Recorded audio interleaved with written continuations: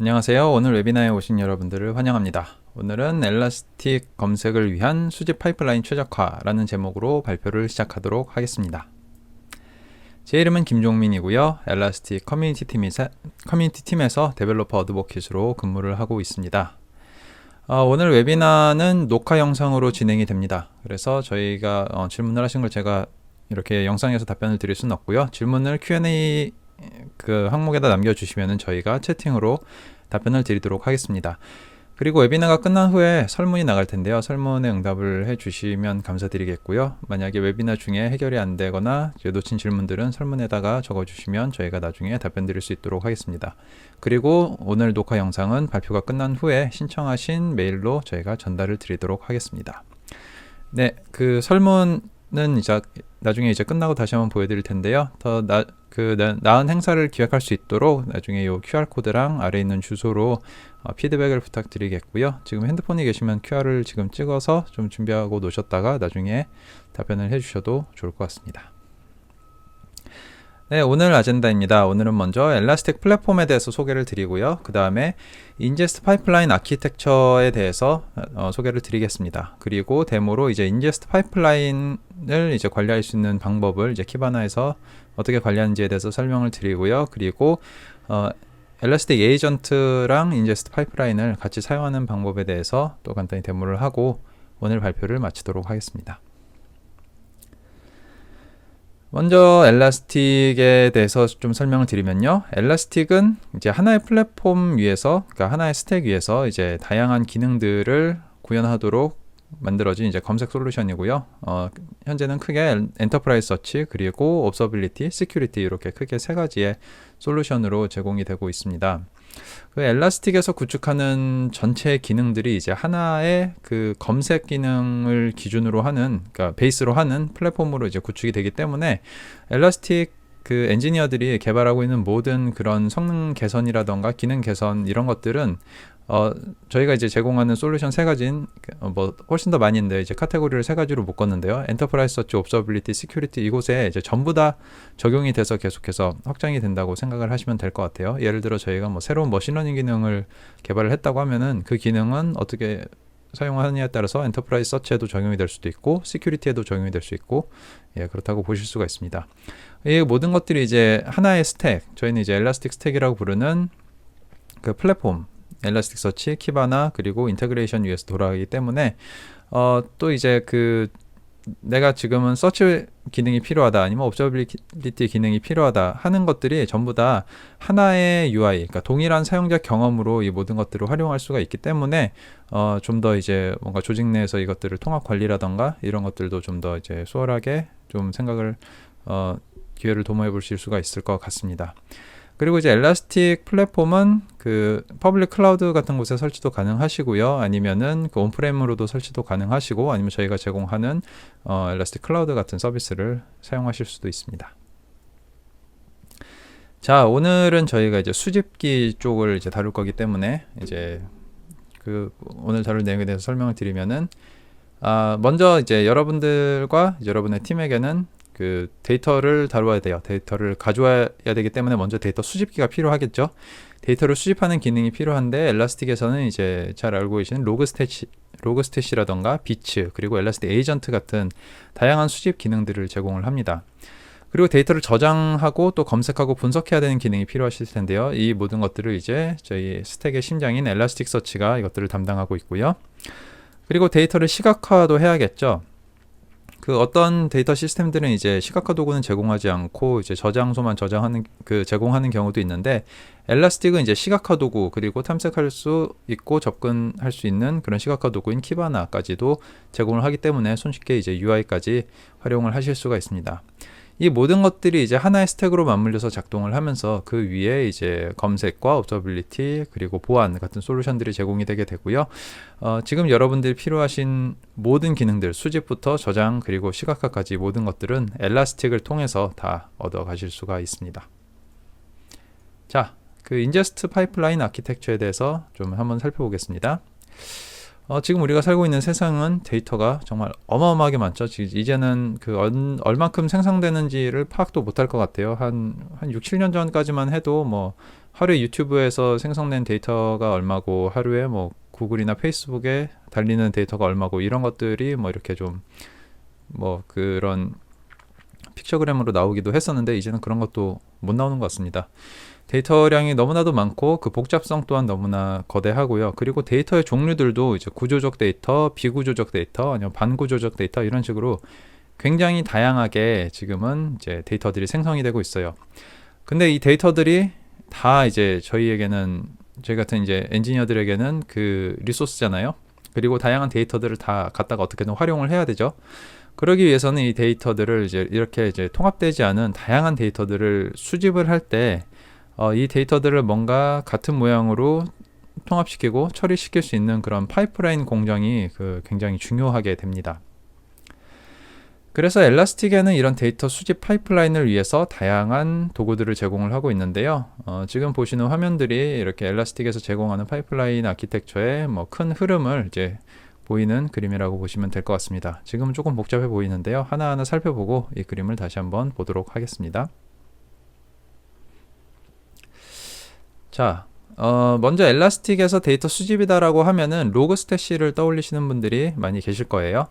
과거에 저희 이제 엘라스틱 스택을 이제 ELK 스택이라고 또 많이 불렸었는데 그 중에서 ELK 중에서 L을 담당하던 것이 이 로그스태시였죠. 그만큼 스택에서 가장 오래전부터 초기부터 쓰이던 제품이기도 하고 기능도 굉장히 많습니다. 수백 개가 되는 그런 필터들이 있고 데이터를 확장시킬 수가 있고 그리고 로그스태시를 통해서 파이프라인들을 정말 다양한 곳으로 보내고 다양한 큐들을 엮어서 사용할 수가 있기 때문에 오래전부터 쓰여왔고요. 현재로서도 또 많이 쓰이고 있는 제품입니다. 로그스태시는 다음과 같은 특징들이 있는데요. 먼저 로그스태시는 스택에 같이 포함되긴 하지만 엘라스틱서치와 이제 독립적으로 실행이 됩니다. 그리고 이제 JVM 위에서 돌아가기 때문에 자원 집약적인 제품이라고 보실 수가 있고요.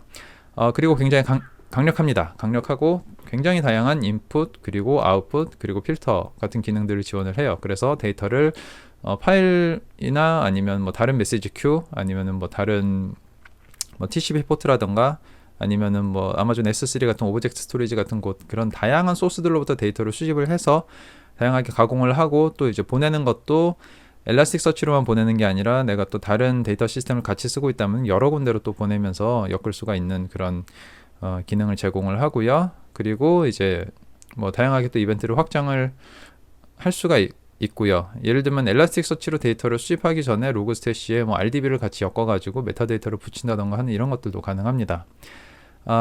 뭐 단점, 제한점이 좀 있는데요. 그 확장성이 좀 고려되지 않은 제품이에요. 그래서 클러스터로 실행되지 않고 이제 단일 제품으로 실행이 되고 있어서 그 로그스태시의 성능을 더 높이려면은 계속해서 이제 CPU 같은 자원을 투입을 하고 하는 방식으로 일단은 1차적으로 확장을 해야 되고요. 그보다 이제 더 대용량으로 이제 로그스태시를 써야 된다. 그러면 이제 카프카 같은 메시지 브로커를 그 앞에다 두고 그 다음에 약간 그 로그스태시가 자체적으로 클러스터를 제공하진 않지만 이제 뭐 다른 메시지 큐와 엮여서 클러스터처럼 동작을 하게 만드는 그런 조금은 복잡한 아키텍처를 이제 만들 필요가 있습니다. 그리고 이제 로그스태시는 이제 뭐 인메모리와 파일 기반의 큐를 다 지원을 합니다.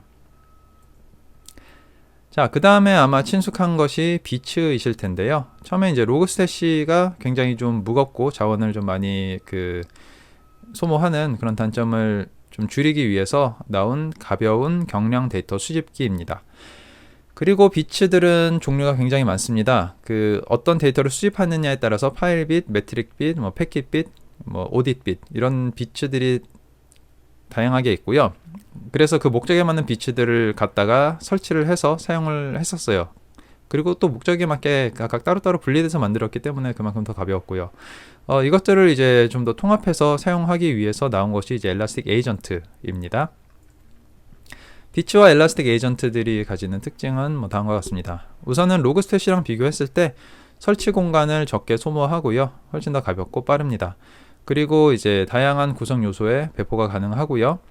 그리고 이거는 이제 엘라스틱 에이전트만 적용되는 건데 이제 원격으로 관리가 가능합니다. 이제 그 수집을 잠깐 멈췄다가 아니면 수집을 또 재개했다가 내지는 이제 수집하는 그런 파이프라인 뭐 파일 저장하는 그 경로가 바뀌었다고 하면 바뀐 경로를 적용한다거나 이런 것들을 전부 다 그 서버에 다 찾아 들어가서 하지 않아도 그 키바나 UI로도 엘라스틱 에이전트에 접근을 해서 그것들을 다 바꾸고 설정을 할 수가 있어요. 그거는 이제 나중에 보여드릴 그 플리트라는 기능에서 사용을 할 수가 있습니다.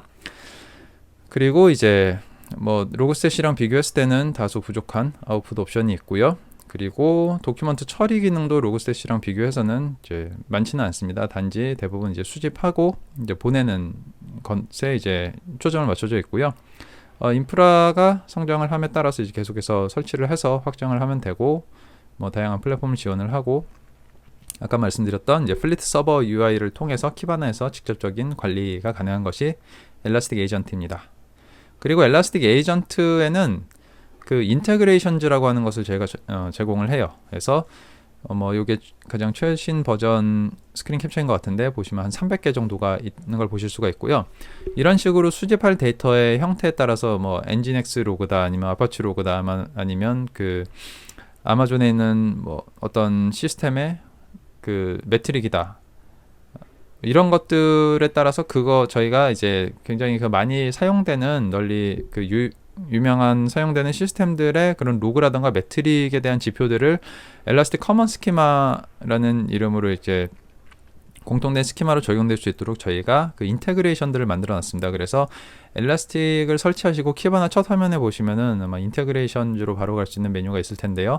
거기에 가시면은 내가 수집하고자 하는 그런 시스템을 선택을 해가지고 그거에 맞춰서 이제 인테그레이션을 설치만 하시면은 여기서 에이전트랑 또 통합이 돼서 데이터를 수집하고 그 수집한 데이터를 나중에 또 설명드릴 인제스트 파이프라인으로 변형을 해서 그 시각화 대시보드까지 한 방에 다 설치를 해주는 그런 도구들을 저희가 뭐 수백 개를 이렇게 준비를 해놨습니다.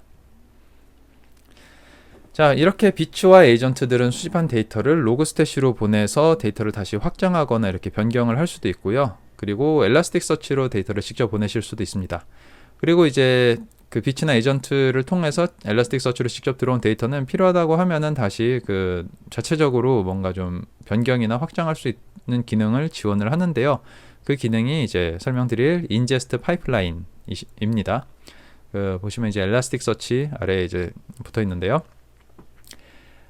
엘라스틱 서치는 그 노드별로 역할을 구성을 할 수가 있어요. 역할을 지정을 할 수가 있어요. 마스터 노드, 뭐 데이터 노드, 인제스트 노드, 머신러닝 노드, 이런 식으로 그 역할을 지정을 할 수가 있는데, 데이터를 받아서 이제 인제스트 파이프라인을 실행하는 노드를 이제 인제스트 노드로 설정을 하시면 되고요. 디폴트로 엘라스틱 서치를 처음 설치하면은 그 노드들은 모든 노드의 역할을 다 실행할 수 있도록 설정이 되어 있어요. 그래서 설치를 하시고 바로 실행을 하셔도 됩니다. 인제스트 파이프라인은 데이터가 색인에 들어가는 그 바로 전까지 데이터에 필요한 변형을 주실 수가 있는데요. 인제스트 파이프라인에서 수행된 데이터의 처리 기능 단위를 저희는 이제 프로세서라고 부릅니다. 그리고 이 프로세서를 하나 이상 나열해서 순서대로 실행하면서 데이터가 처리되고 최종적으로 처리가 완료된 데이터가 이제 엘라스틱 서치의 색인이 되게 되는 거고요.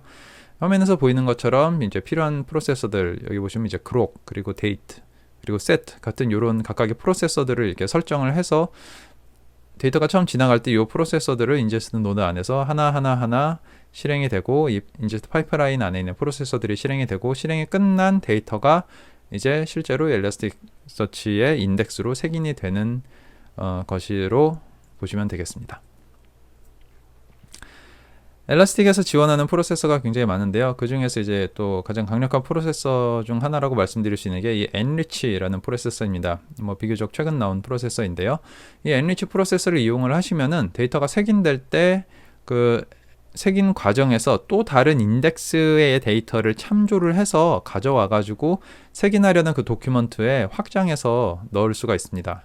예를 들면 색인하려는 도큐먼트에 아이디나 키값만 있고 세부값이 없는 경우에 그 키값을 가지고 다른 그 메타 정보가 있는 인덱스를 검색을 해서 그 디테일한 정보를 가져와서 색인한 도큐먼트에 더 추가적으로 끼워 넣어 줄 수가 있고요. 마치 RDB에서 이제 뭐 조인 같은 것들을 색인 시 한다고 생각을 하시면 될 것 같습니다. 비츠와 에이전트를 이용해서 이제 데이터를 바로 수집하는 경우 이렇게 인제스트 파이프라인과 함께 사용을 하는 것이 좀 많이 중요합니다. 그리고 이제 인제스트 파이프라인 자체로도 이제 훌륭한 기능들을 많이 제공을 해요. 우선 엘라스틱 서치 자체에 기본적으로 탑재되어 있는 기능이고요. 그리고 이제 굉장히 유연합니다. 그리고 이제 인덱스마다 또 이제 파이프마다 이제 데이터 소스마다 다른 파이프라인들을 구성해서 이렇게 배치를 할 수도 있고요. 그리고 이제 굉장히 좋은 기능 중 하나인데, 개발 중에 파이프라인 테스트를 해볼 수 있도록 키바나 UI에서 굉장히 좋은 도구들을 제공을 합니다. 이것도 이따가 데모 시간에 보여드리겠고요. 그리고 이제 뭐 파이프라인에서 페일러된, 그러니까 파이프라인 처리에 실패한 도큐먼트들에 대해서 또 어떻게 처리할지 이런 것들도 명세를 할 수가 있습니다. 자, 그 인제스트 파이프라인을 말씀드리면서 이제 키바나 UI도 함께 이제 도표에 들어갔는데요. 엘라스틱 최근 버전에서는 인제스트 파이프라인을 키바나 화면에서도 아주 쉽게 추가하고 구성할 수 있도록 저희가 지원을 하고 있습니다. 그래서 그 키바나에 이미 만들어진 파이프라인들을 이제 조회를 하실 수도 있고요. 아니면 찾아서 편집하시거나 추가하시거나 뭐 삭제하시거나 이런 식으로 다 UI에서 관리를 하실 수도 있고, 아까 말씀드렸듯이 굉장히 멋진 기능 중 하나가 개발 중인 파이프라인을 쉽게 테스트 해볼 수 있는 그런 테스트 도큐먼트를 적용해서 한번 시뮬레이트 해볼 수 있는 그런 기능들이 또 이제 UI에서 제공이 됩니다. 그래서 아까 보여드렸던 이 복잡한 데이터 수집 아키텍처인데요. 아까보다는 조금 더 이해가 되셨으면 좋겠고요. 데이터가 있는 단말에는 이제 에이전트와 비츠가 있습니다. 그리고 에이전트와 비츠가 데이터를 이제 수집해서 전송을 하고요. 전송 중에는 이제 확장성이나 이제 여러 다른 시스템과의 수집 연동을 위해서 로그스태시를 두실 수도 있고, 그리고 이제 플리트 서버를 통해서 에이전트들을 이제 통합해서 관리를 하게 됩니다. 그리고 수집된 데이터들은 엘라스틱서치의 인제스트 파이프라인을 통해서 다시 한번 또 처리가 가능하고요. 이 모든 것들을 키바나에서 시각화 도구로 이렇게 소비를 하거나 이제 관리를 하게 됩니다. 지금 설명드린 것처럼 굉장히 다양한 컴포넌트들이 있어서 우리는 지금 이 중에서 뭘 사용해야 되지 하고 이제 고민이 좀 있으실 텐데요. 저희가 이제 데이터 수집 아키텍처를 구성하실 때 참고하시면 좋을 만한 뭐 간략한 도표를 조금 만들어 봤는데요. 우선은 항상 늘 그 가장 최근에 나온 그리고 가벼운 도구부터 적용이 가능한지를 보시면 좋을 것 같고요. 그리고 이제 엘라스틱 에이전트를 그러니까 우선은 고민을 해보시고, 엘라스틱 에이전트가 안 된다고 하면 비츠를 고민을 해보시고, 비츠도 안 된다고 하면 이제 로그스태시까지 적용을 해서 고민을 해서 적용을 하시면 좋을 것 같고요. 비츠 같은 경우는 이제 그 고 언어로 개발이 되어 있어서 이제 대부분의 뭐 리눅스라던가 윈도우 기반 시스템이라던가 이런 곳에 이제 설치가 가능한데, 예를 들어 이제 설치해야 되는 곳이 좀 특이한 리눅스다, 특이한 유닉스다 이런 경우는 이제 설치가 안 될 수도 있겠죠. 그리고 또 이제 에이전트도 설치를 하면서 이제 그 중에서 우리가 어떤 프로세스를 사용을 할지, 어떤 파이프라인을 사용할지 이런 식으로 고민을 하시면서 적용을 하시면 좋을 것 같습니다. 네. 그러면은 지금부터 한번 그 인제스트 파이프라인을 실제로 만들고 구성하는 데모를 보여드리도록 하겠습니다.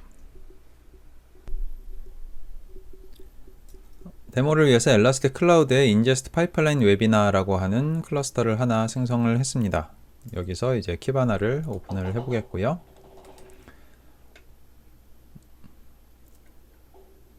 처음 이제 접속을 하게 되면은 여기에 그 인테그레이션이 있는데 그건 나중에 설명드리겠습니다.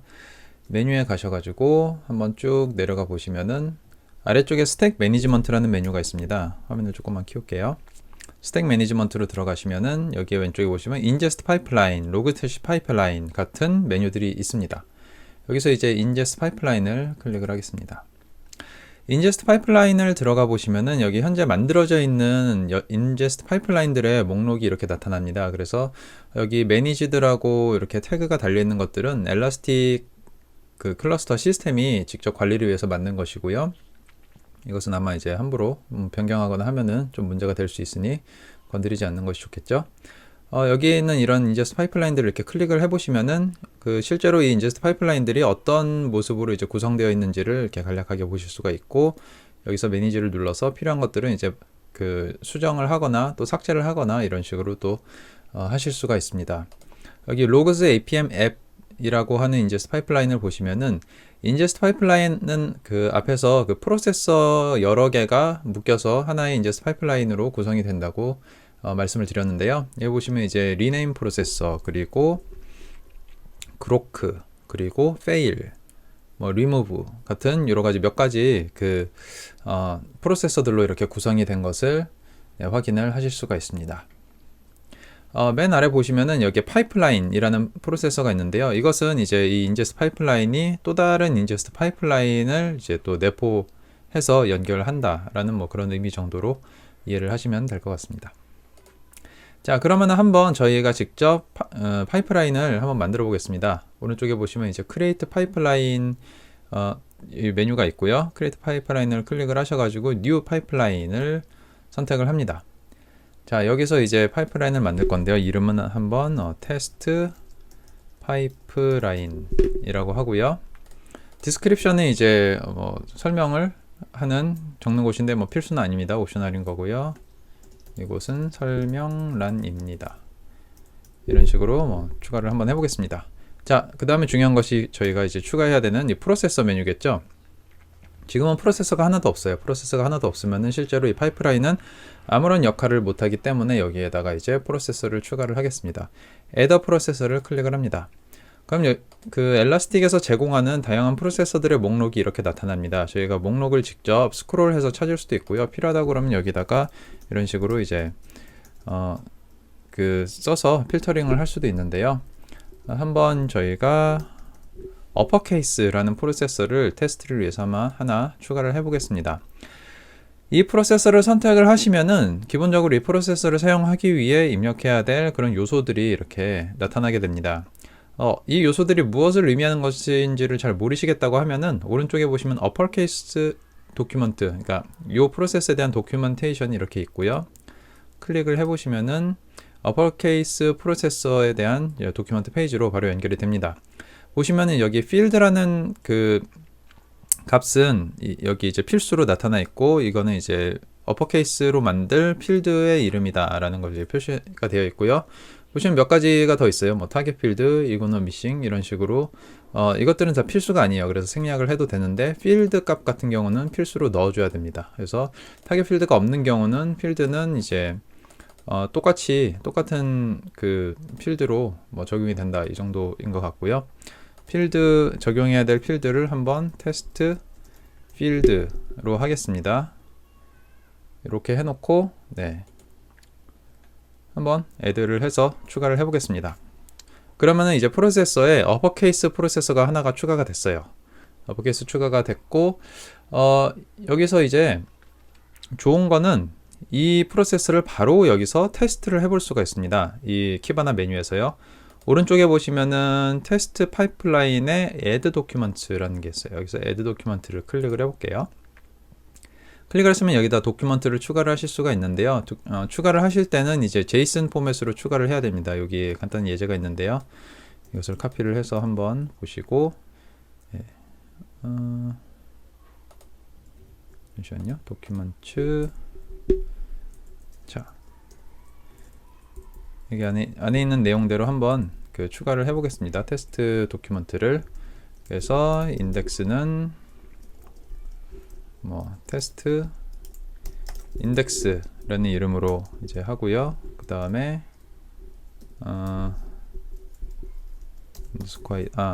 인덱스가 아니라 언더스코어 인덱스예요. id는 id 1, 그리고 자, 내용은 source 안에다가 이제 작성을 하시면 됩니다. source 안에다가 한번 우리가 테스트 필드라는 필드를 넣기로 했었죠. 그래서 테스트 필드를 넣고 여기다가 ingest 파이프라인 웨비나 라고 이렇게 값을 한번 넣고 아래 보시면 run the pipeline이 있습니다. 이 도큐먼트를 가지고 우리가 만든 이 프로세서, 어퍼케이스 프로세서를 가진 이 파이프라인을 실행을 하는 거죠. 실행을 해보겠습니다.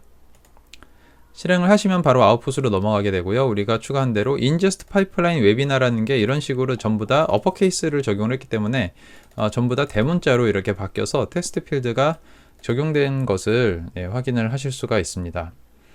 뭐 간단한 예제지만 뭐 어떻게 사용을 하시는지 한번 감이 오실 것 같고요. 자, 도큐먼트를 이렇게 나가고요.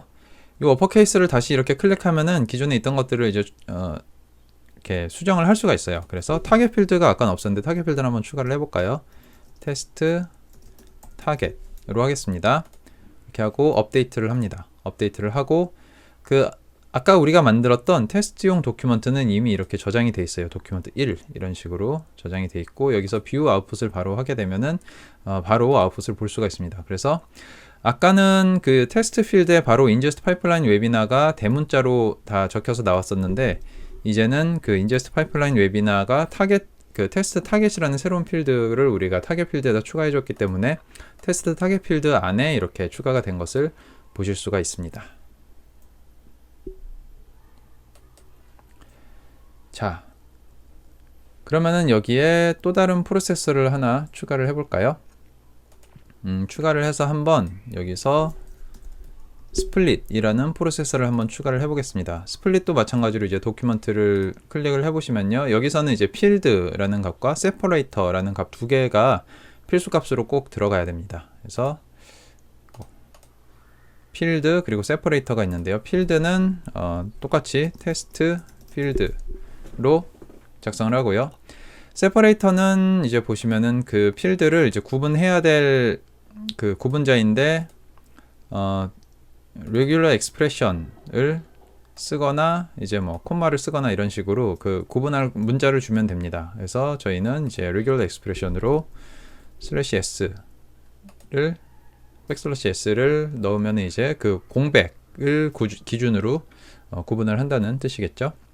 이렇게 하고 타겟 필드도 옵셔널이지만 넣어 보겠습니다. 그래서 테스트 separator로 해놓고 add 합니다. 그러면은 이제 스플릿 프로세서가 아까 어퍼케이스 다음에 스플릿 프로세서가 생겼고요. 이것도 똑같이 뷰 아웃풋을 눌러서 한번 보도록 하겠습니다. 자, 그러면 아웃풋, 그러니까 이게 소스 도큐먼트고요. 이 도큐먼트를 이 인제스트 파이프라인에 태웠을 때 어떻게 되었는지를 이제 아웃풋에서 볼 수가 있는데요. 아웃풋에 보시면은 여기 테스트 세퍼레이터라는 필드가 생겼고, 여기에 인제스트 파이프라인 웨비나라고 이렇게 그 공백을 기준으로 세 개의 필드가 배열로 그 각각의 그 공백을 기준으로 배열로 이렇게 분리가 된 것을 확인을 하실 수가 있습니다. 우리가 그 필드를 테스트 필드로 했는데요, 만약에 필드를 테스트 타겟 필드로 했으면은 인제스트 파이프라인 웨비나가 전부 다 대문자로 되겠죠. 네, 그거는 뭐 직접 나중에 해보시고요. 자, 이렇게 해서 그 프로세서는 중요한 것이 이렇게 순서대로 실행이 됩니다. 만약에 그 스플릿을 우리가 테스트 필드가 아니라 테스트 아웃풋으로 아니지 테스트 그 뭐였죠, 여기가 테스트 타겟으로 했어요.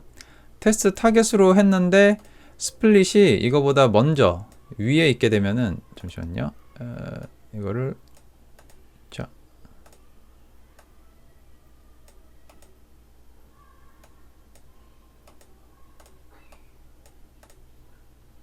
이렇게 움직이네요. 이렇게 하면 이제 스플릿이 먼저 되고 그 다음에 어퍼케이스가 나중에 됩니다. 다시 클릭을 하셔서 아래로 클릭하시면 순서가 반대로 되고요. 프로세서는 항상 앞에서부터 그러니까 위에서부터 실행이 되기 때문에 만약에 분리를 하고 그 분리한 요소를 가지고 또 사용한다 이런 것들이 있으면 이 순서에 굉장히 좀 주의를 하셔서 사용을 해야 됩니다. 자, 우리가 여기서 어퍼케이스에서 테스트 필드를 이제 지정자로 했는데, 만약에 테스트 필드가 없다고 하면은 어떻게 될까요? 도큐먼트를 한번 수정을 잠깐 해볼게요. 에디트 도큐먼트를 해서 여기에 도큐먼트를 하나 더 추가를 합니다. 요거를 잠시 카피를 하고, 보시면 가장 바깥이 이제 배열로 되어 있는 것을 보실 수가 있는데요. 이렇기 때문에 이렇게 그 머스테이시 브라켓을 해가지고 도큐먼트를 하나씩 이런 식으로 더 추가를 할 수가 있어요. 그래서 두 번째 도큐먼트는 뭐 id2로 하고, 테스트 필드 대신 메시지 라고 필드를 넣고 여기다가 this is message 라고 이렇게 값을 넣고 한번 run 해보겠습니다. 자, run을 하면은 아웃풋에, 자, 1번 도큐먼트는 똑같이 인제스트 파이프라인 웨비나가 있고 테스트 세퍼레이터 필드와 테스트 타겟 필드가 이렇게 잘 구분이 됐어요. 인제스트 파이프라인을 잘 탄 거죠. 그 다음에 두 번째 도큐먼트는 보시면 이제 에러가 났어요. 에러가 나면서 루트 코즈가 irregular argument exception 하면서 테스트 필드는 뭐가 없고 이런 식으로 좀 설명이 쭉 나와 있습니다. 그러면서 원본 필드는 어디론가 이제 사라졌죠. 자, 이렇게 오류가 나는 경우, 지금은 보시면 우리가 도큐먼트가 두 개밖에 없기 때문에 이렇게 눈으로 바로 확인을 할 수가 있지만, 만약에 도큐먼트가 이렇게 실사례에서는 수천 개씩 쏟아져 들어오게 되잖아요. 그러면은 이렇게 눈으로 일일이 확인을 할 수가 없죠. 자, 그때 사용할 수 있는 게 이 아래에 보이시는 failure processor입니다. 이거는 일종의 그 예외 처리라고 생각을 하시면 될 것 같고요. 도큐먼트 소스 자체에 이제 문제가 있을 수도 있고, 파이프라인에 이제 문제가 있을 수도 있기 때문에 이 경우는 이제 예외가 되는 문서들을 따로 처리를 해주는 게 좋을 것 같습니다. 자, add process를 여기서 failure process에서 추가를 해볼게요. 여기서 한번 set을 선택을 하고요. set에서 이제 필드를 추가를 하는 필드랑 임의의 필드랑 임의의 값을 추가를 해주는 그런 프로세서입니다. set으로 해서 한번 필드 이름을 ingest error라고 할게요. 그리고 value는 뭐라고 할까요? ingest 실패 같은 값으로 넣고 이제 add를 하겠습니다. add를 하고 나서 자, 다시 한번 아웃풋을 한번 볼게요. 그러면은 자, 1번 도큐먼트는 여전히 똑같이 돼 있고 2번 도큐먼트의 경우 그 failure가 되면서 이제 앞에 프로세서는 타지 않고 다만 그 두 번째 failure 프로세서의 그 프로세서를 탑니다. 그래서 앞에 보시는 이제 테스트 타깃이나 테스트 세퍼레이터 같은 거는 적용되지 않았고 ingest error가 추가가 됐고 ingest 실패라는 값이 이렇게 추가가 됐어요. 이런 식으로 이제 만들어서 값을 넣어두게 되면은 나중에 그 검색 기능을 이용을 해서 이런 식으로 이제 우리가 심어둔 그 메시지로 이제 실패한 도큐먼트만 추려가지고 다시 재인덱싱을 한다거나 하는 식으로 이렇게 에러를 좀 문제를 해결해 볼 수가 있겠죠. 네. 자, 이렇게 해서 우리가 만든 테스트 파이프라인이라는 파이프라인을 다 일단은 만들었고요. 이거를 바로 크리에이트 파이프라인 버튼을 눌러서 저장을 하실 수도 있고요. 오른쪽에 보시면 show request라는 또 링크가 있습니다. 요거를 클릭해 보시면은 저희가 이제 크리에이트 파이프라인을 눌릴 때 어떻게 이 내용이 저장이 되는지에 대해서 이렇게 그 명령이 나와 있어요. 그래서 ingest 파이프라인 안에 테스트 파이프라인을 푼 명령으로 집어넣게 됩니다. 그래서 우리가 아까 만들었던 uppercase 그리고 split 그리고 onfailure에서 어떻게 하느냐가 이런 식으로 저장이 되는 거예요. 그래서 여기 이 버튼을 클릭을 하는 거나 요거를 복사를 해가지고 저희가 이제 DevTools에 가서 이거를 붙여넣기 해서 실행을 해도 똑같이 얘가 저장이 됩니다. 이런 것들을 참고할 수 있으면은 여기서 이 내용을 우리가 만들 나중에 프로그램에다가 이것을 삽입을 해가지고 나중에 동일한 어떤 환경에서 다른 새로운 환경을 만들려고 할 때 이런 것들을 차곡차곡 모아뒀다가 그 한 번에 필요한 프로세서들을 다 입력을 한다거나 하는 식으로 모아두는 것도 나중에 재사용하는데 많이 좀 도움이 되겠죠. 그래서 이거를 이제 Create Pipeline 버튼을 눌러서 저장을 하고요. 저장이 됐고 저장이 된 거를 요 목록에서 지금 제 페이지가 넘어가서 딴 데 있는데 테스트로 이렇게 필터링을 해보시면 우리가 만든 테스트 파이프라인이 이렇게 나타나고 필요하다고 그러면 여기서 이제 매니지에서 에디트해서 다시 또 수정을 하실 수도 있고요. 아니면은 이제 필요하다고 그러면 여기서 삭제를 하거나 복사를 하거나 하는 것도 가능합니다. 자, 이렇게 해서 ingest 파이프라인을 기본적으로 사용하는 방법에 대해서 먼저 설명을 드렸습니다. 운영 환경에서는 전체 파이프라인을 어떻게 구성해야 될지 생각을 해보겠습니다. 운영 환경에서는 이제 설치해야 될 수집기들이 많기 때문에 수집기들을 그 에이전트들을 이제 한 군데서 볼 수 있는 통합 관리 도구가 필요한데요. 플릿이라고 하는 게 이제 거기서 다룰 수 있는 그런 도구입니다. 그래서 플릿의 메뉴에 들어가 보시면 현재는 그 하나의 에이전트가 설치되어 있고요. 이 에이전트는 엘라스틱 클라우드가 생성될 때 처음에 이제 우리가 그 인테그레이션 노드를 사용하도록 했기 때문에 만들어진 그 에이전트입니다. 자, 각각의 에이전트는 에이전트 폴리시라고 하는 것을 하나씩 연결을 해줘야 돼요. 그리고 에이전트 폴리시에는 각각 인테그레이션이라고 하는 그 어떤 수집할 그 설정들을 이제 넣어주면 되는데요. 이렇게 에이전트를 추가를 할 때는 폴리시를 만들어야 되는데 지금 저희가 사용할 수 있는 폴리시가 없기 때문에 여기서 크리에이트를 해도 되고요. 아니면은 여기 에이전트 폴리시에 가서 하나씩 추가해줘도 됩니다. 이것도 이제 아까 그 시스템 폴리시라 이건 사용할 수가 없고요. 에이전트 폴리시를 여기서 먼저 한번 만들어 보겠습니다. 폴리시 이름은 my 폴리시로 하겠습니다. 그리고 이거는 이제 시스템 로그와 매트릭을 수집하는 폴리시로 하겠고요. 애드밴스드 옵션에서 네임스페이스를 뭐 제 이름의 약자인 KJM으로 해보겠습니다. 디스크립션 일단 넘어갈게요. 이렇게 하고 에이전트 로그와 에이전트 매트릭도 수집을 하도록 설정을 하겠고요. 그 다음에 필요한 것들은 얼추 됐으니까 이제 폴리시를 이렇게 생성을 합니다. 폴리시를 생성을 하게 되면은 그 폴리시에 필요한 시스템을 수집하는 뭐 다양한 에셋들, 그러니까 대시보드라던가 인제스트 파이프라인이라던가 이런 것들을 다 얘가 만들어주게 되고요. 이제 에이전트를 만들면서 이 폴리시를 우리가 갖다가 사용을 하면 됩니다. add 에이전트를 하면서 우리가 방금 만든 my 폴리시가 여기 추가가 되어 있는 걸 보실 수가 있고요. 없는 경우는 새로 만들고 뭐 여러 개면 이 중에 하나 선택을 하시면 되겠죠. 이 폴리시에는 지금 시스템 인테그레이션 하나가 들어가 있습니다. 자, 이제 에이전트를 설치를 할 곳을 이제 제 로컬에 있는 머신에다가 설치를 할게요. 저는 맥을 사용하고 있기 때문에 맥 선택을 하고요. 여기 있는 이 스니펫을 하나하나 실행을 해주시면 되는데요. 지금 보시면은 저 엘라스틱 에이전트는 제가 미리 다운을 받았습니다. 맨 첫 줄에 있는 게 다운로드 받는 명령이고요. 두 번째가 압축을 풀고, 세 번째가 그 안에 들어가서, 네 번째가 이제 설치라는 옵션인데, 네 번째만 일단 카피를 해놓고 압축을 푸는 것은 이제 직접 하겠습니다. 명령을 잘못했죠? 네, 압축을 풀었고, 자, 안에 들어가서 아까 카피한 그 스니펫을 이제 붙여 넣어 주는데요. 여기 보시면 이제 엘라스틱 sudo 명령으로 엘라스틱 에이전트 인스톨을 하고, 여기에 이제 그 URL이라는 파라미터 값과 enrollment 토큰이라는 파라미터 값이 추가되는 것을 보실 수가 있는데요. 이 enrollment 토큰과 이 URL은 우리가 이 스니펫을 카피한 지금 이 클라우드 환경에 대한 정보들을 담고 있는 그 토큰이라고 보시면 돼요. 그래서 이 엘라스틱 에이전트를 설치를 하면서 이 안에 컨피그레이션에 미리 그 엘라스틱 클라우드랑 접속할 수 있는 그 주소, 그리고 또 접속할 수 있는 사용자 계정과 비밀번호 같은 정보들이 이렇게 추가된다고 보시면 되겠습니다. 그래서 설치를 해보겠습니다. sudo 명령이기 때문에 이제 그 루트 유저 패스워드를 설치를 해주고요. 자, 이것은 서비스로 설치가 된다고 알려주네요. 네, 설치를 하겠습니다. 자, 이렇게 설치가 되고 나면은 이렇게 에이전트가 엔롤드가 됐다고 이렇게 나타나고요. 잠시 기다리시면은 이제 뒤에도 이제 백그라운드에도 이제 엔롤된 에이전트 정보가 나타나게 됩니다. 네, 이렇게 나타나게 됩니다. 자, 그리고 조금 기다리시면 이제 지금 업데이팅이라고 되어 있는 것이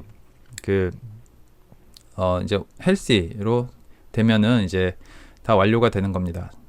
그래서 그 에이전트에 이렇게 들어가 보시면은 그 에이전트가 지금 잘 실행되고 있는지는 이제 view 에이전트 대시보드에 들어가시면 되고요. 여기서 보시면 그 에이전트가 계속 그 자체적인 그 로그와 매트릭을 보내서 여기에 잘 동작을 하고 있는지를 표시를 해주는데요. 지금 실행이 아직 완전히 다 되지 않았기 때문에 지금 데이터가 들어오진 않고 있고요. 완전히 다 되면은 여기서 데이터를 확인하실 수가 있습니다. 자, 그리고 우리가 설치한 폴리시 안에는 이제 시스템이 있잖아요. 그래서 시스템 인테그레이션 정보 안에 또 들어가시면은 이 시스템이 이제 여러 가지 SS를 설치를 했어요. 여러 가지 대시보드들을 설치를 했는데, 여기서 이제 호스트 오버뷰 같은 걸 들어가면은 이 에이전트가 설치된 시스템의 그 정보들을 가져오고요. 네, 이제 설치가 다 된 것 같아요. 이게 이제 설치한 제 맥북 로컬 시스템에서 데이터를 가져오고 있는 거고요. 그래서 지금 CPU 사용량, 그리고 사용되고 있는 뭐 프로세스들, 이런 것들을 이제 이런 식으로 가져와서 보여지게 됩니다. 자, 다시 플리트 메뉴로 가서요. 자, 헬스가 됐고요. 우리가 사용할 데이터가 더 많이 있다고 하면은 이 폴리시에 가서 인테그레이션을 더 추가를 하시면 돼요. 이 폴리시는 그대로 두고 폴리시에 하나 이상의 인테그레이션을 적용을 할 수 있기 때문에, 만약에 내가 뭐 엔진엑스 로고도 수집하고 싶다, 그럼 인테그레이션에 가서 엔진엑스를 찾아서 설치를 하시면 엔진엑스 수집에 대한 설정과 그 엔진엑스를 볼 수 있는 이제 대시보드 같은 것들이 다 설치가 되게 됩니다. 우리는 한번 커스텀 로그를 수집을 하는 그 인테그레이션을 추가를 해볼게요. 저희가 직접 건드리는 커스텀 로그를 추가를 하고요. 자, add 커스텀 로그를 추가를 하겠습니다. 자, 추가를 할 때 이 인테그레이션 이름을 뭐 my 웹로그로 할게요. 그리고 애드밴스드 옵션에 가시면은 이제 네임스페이스를 뭐 KJM으로 해놨고요. 그 다음에 그 커스텀 로그 파일이 있는 경로를 이제 지정을 해주시면 됩니다. 저는 지금 제 드라이브 안에 로그스라는 디렉토리 안에 웹로그 샘플이라는 그 파일이 하나 있는데요. 웹로그 샘플을 보시면 이런 식으로 표준 아파치 로그가 이제 여기 그 저장이 되어 있습니다. 그래서 이 주소에 있는 로그 파일을 다 수집을 하는 걸로 하겠습니다. 그리고 데이터셋 네임을 지금 제네릭이 아니라 이것도 KJM 데이터라고 하겠습니다. 그리고 태그는 웹로그로 하고요. 네, 이렇게 하고 이제 저장을 하겠습니다. 네. 저장을 하면은 그 폴리시가 이제 바뀌어서 새로운 폴리시가 그 실행이 될 거고요. 그 새로운 폴리시가 적용된 에이전트. 자, 에이전트가 이제 그 방금 보여드린 그 웹로그를, 그러니까 이 아파치 웹로그 파일을 수집을 하게 될 거예요. 지금 이 웹로그 파일은 전체적으로 한 30만 건 정도가 이제 여기 안에 들어가 있고요. 한번 디스커버 메뉴에 가서 잘 수집을 하고 있는지를 보도록 하겠습니다. 네, 지금 뭔가 데이터가 막 올라가고 있는데요. 이 수집되고 있는 데이터를 이렇게 보실 수가 있고요. 아까 우리가 이벤트 데이터셋에서 데이터셋이 이제 KJM 데이터셋인 것만 이렇게 보게 되면은, 네, 우리가 지금 수집하고 있는 그 웹로그만 이렇게 볼 수가 있고, 지금 95,000개 정도가 수집이 됐습니다. 자, 수집되고 있는 데이터를 한번 열어서 보게 되면은 데이터들이 쭉 있어요. 그 에이전트가 찍어준 그런 여러 가지 정보들이 있고요. 그 다음에 이 호스트 IP나 호스트 맥 정보는 이제 그 실제로 들어가 있는 이 정보를 에이전트가 넣어준 거고, 우리가 아까 봤던 그 요 메시지, 이 실제 로그 정보, 이 정보는 요 메시지라는 필드 안에 다 들어 있습니다. 이 메시지 필드 안에 들어 있고 여기에만 들어가 있어요. 그럼 이렇게 되면 이걸 활용을 못 하니까 이 내용을 파싱을 해줘야겠죠. 이걸 파싱하기 위해서는 저희가 또 이제 아까 보셨던 인제스트 파이프라인의 프로세서를 사용할 수가 있는데요. 그 중에 이제 잘 흔하게 사용할 수 있는 게 그록이라는 프로세서입니다. 그래서 그 그록은 이제 데브툴스에 가시면은 테스트를 해볼 수 있는 그록 디버거라는 게 있어요. 그래서 샘플 데이터를 여기다 카피를 하시고, 이 아파치 로그 같은 경우는 이미 패턴이 만들어져 있어요. 그래서 combined apache log라는 그록 패턴을 적용을 하시면은 이렇게 이 내용이 request, referrer, agent, us, 뭐 byte, client IP 같은 내용으로 이제 파싱이 될 수가 있습니다. 그래서 요 내용을 우리가 그 그록으로 저거를 수정을 할 수 있게 인제스트 파이프라인을 새로 하나 만들어 보겠습니다. 자, 스택 매니지먼트에 가서요, 인제스트 파이프라인에 가서 크리에이트 파이프라인을 하고 이 파이프라인에 my 웹 파이프라고 하겠습니다.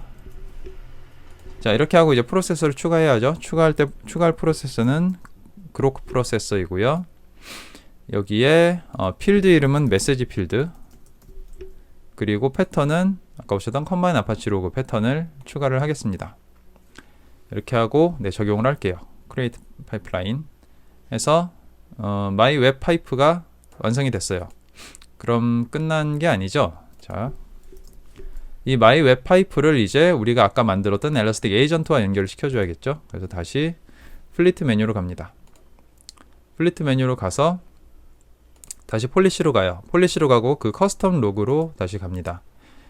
그 커스텀 로그를 설정을 잠시만요.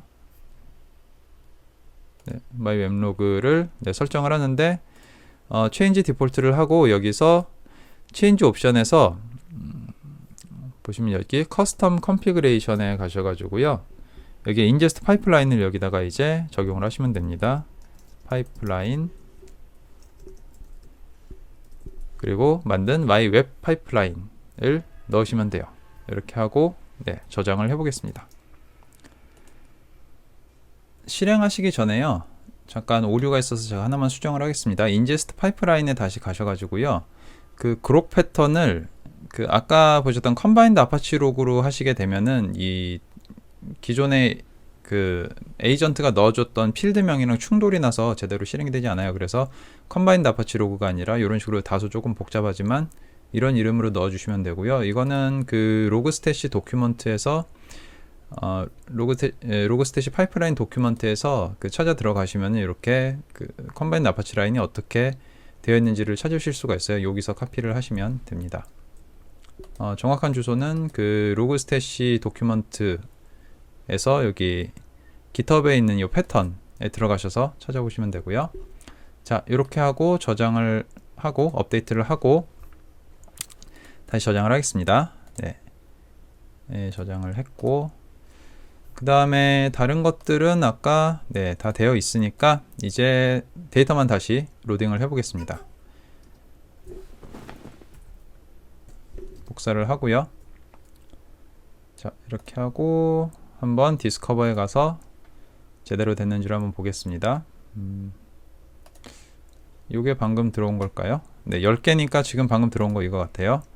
자, 유저 에이전트 오리지널에 이제 모질라 얘가 들어왔고, 이게 아까 요 에이전트 필드랑 충돌이 나서 아까 안 됐던 거고요. 그래서 제가 다시 해줬고, 그 기존에 없었던 필드들이 그 몇 가지가 추가가 된 것을 확인을 하실 수가 있는데, 이런 식으로 리퀘스트, 리스폰스 같은 필드들이 이렇게 추가가 됐습니다. 자, 뭐 다 된 것 같지만 조금 남아있는 게 있어요.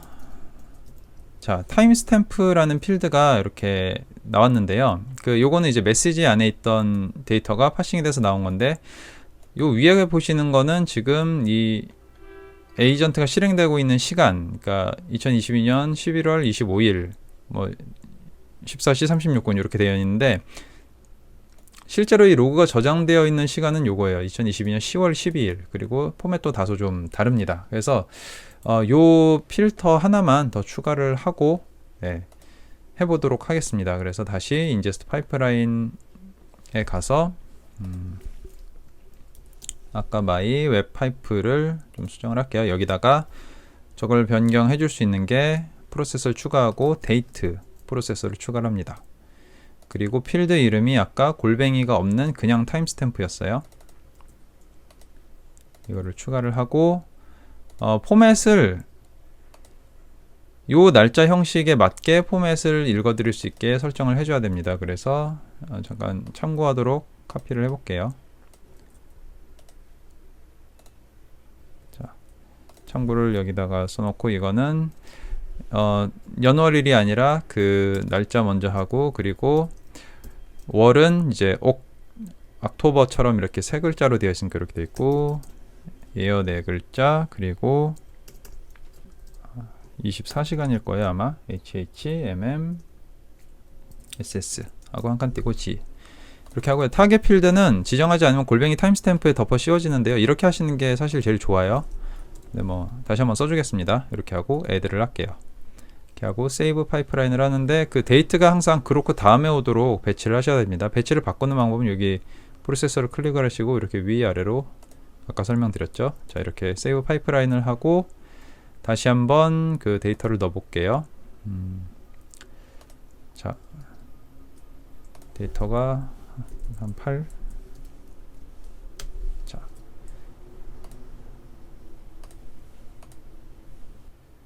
이렇게 재시작을 했는데 데이터가 나타나지 않아요. 데이터가 나타나지 않는 이유는 우리가 아까 타임스탬프에 있던 값을 골뱅이 타임스탬프로 바꿨기 때문에 실제로 얘는 그 10월 아까 며칠이었죠? 그 날짜로 가게 돼 있어요. 그래서 실제로 더 오래된 날짜를 찾아보겠습니다. 90일.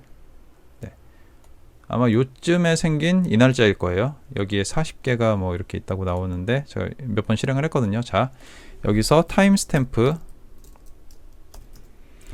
찾아보시면은, 자, 2022년 10월 12일이 그대로 골뱅이 타임스탬프에 이렇게 옮겨간 것을 보실 수가 있어요. 자, 이렇게 해서 그 원래 우리가 중요한 골뱅이 타임스탬프를 이렇게 맞췄고요.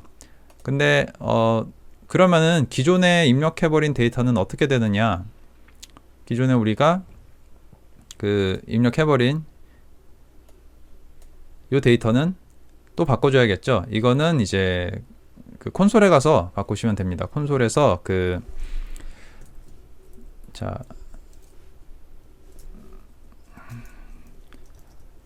포스트로 로그스 일단 get 자 로그스 데이터 KJM 요게 그 집어넣은 그 데이터의 일종의 얼라이어스예요. 이거를 이제 업데이트를 해주시면 돼요. 업데이트를 해주시면 되는데 그 파이프라인을 태우시면 돼요. 그래서 포스트 로그스 KJM 데이터 스트림을 업데이트 바이 쿼리를 합니다. 전체를 업데이트 할 거니까 이렇게 하고 파이프라인을 아까 my 웹 뭐였죠? my 웹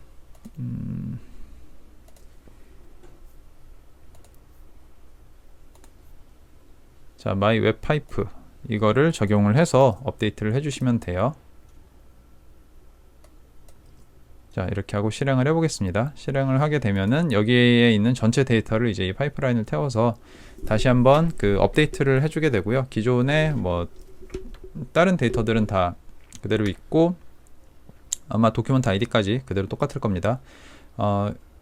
우리가 만들었던 이 my 웹 파이프라인, 인제스트 파이프라인만 태워서 데이터가 더 많아지게 됩니다. 한번 재시작을 해볼까요? 리프레시를 해볼까요? 그래서 최근 30일이 아니라 최근 2달로 해서 해보겠습니다. 요게 데이터가 점점 줄고 여기 점점 늘어나고 있는 게 보이시죠? 이게 데이터가 많아가지고 시간이 좀 걸릴 거예요. 업데이트 되는 데는 30만 건이라 시간이 좀 걸릴 텐데 보시면은 여기에 이렇게 기존에 있던 데이터들이 다 우리가 만든 그록 패턴이랑 그 타임스탬프들이랑 이런 것들을 이 적용이 돼서 이렇게 다 업데이트 되고 있는 것들을 확인을 하실 수가 있습니다. 네, 이렇게 해서 데모까지 다 보여드렸고요. 몇 가지 좀 도움이 될 만한 내용을 말씀드리고 마치도록 하겠습니다. 최적화를 위한 베스트 프랙티스 몇 가지를 좀 정리를 했는데요. 엘라스틱 클러스터를 생성을 하실 때는 이제 적절한 사이즈 클러스터 선택을 하시는 게 일단 중요하고요. 그리고 티어별로 적절하게 그 CPU, 메모리, 스토리지 등을 이제 만드시는데 엘라스틱 클라우드 첫 만드시는 생성 화면에 정해진 값을 좀 참고하시면 도움이 되실 거예요. 그리고 사용하시면서 그 잘 운영하시기 위해서는 워크로드 분리하시는 게 좋고요. 그리고 예를 들어 인제스트가 좀 더 헤비해진다 그러면은 전용 인제스트 옹리 노드 같은 것들을 따로 배치를 하셔서 사용을 하시는 것이 좋겠습니다. 그리고 그 인제스트 파이프라인은 만드실 때 이제 파이프라인 프로세서를 사용하실 때 프로세서를 가능하면 최소화해서 사용을 하시는 게 좋고, 오늘은 그로크를 많이 사용하셨지만 그로크보다는 이제 다이젝트 같은 파이프라인이 좀 리소스를 적게 먹고 성능이 더 좋습니다. 그로크는 어쨌건 그 베이스가 레귤러 엑스프레션을 쓰도록 되어 있는데요. 레귤러 엑스프레션이 이제 굉장히 좀 그 많은 동작을 하는 것이라 이제 성능을 위해서는 다이젝트를 더 쓰시는 게 좋겠고요.